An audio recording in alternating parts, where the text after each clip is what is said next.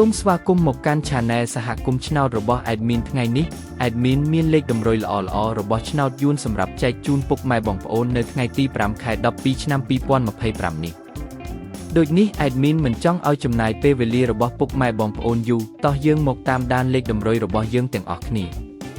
សម្រាប់លេខតម្រុយ2លេខមានលេខ86លេខ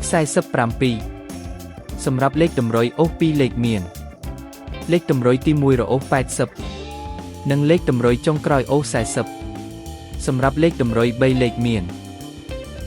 437គុណនិង571គុណសម្រាប់លេខតម្រុយថ្ងៃនេះ Admin សូមជូនពរឲ្យពុកម៉ែបងប្អូនជួបតែសំណាងល្អទាំងអស់គ្នាហេងមានលាភមានជ័យ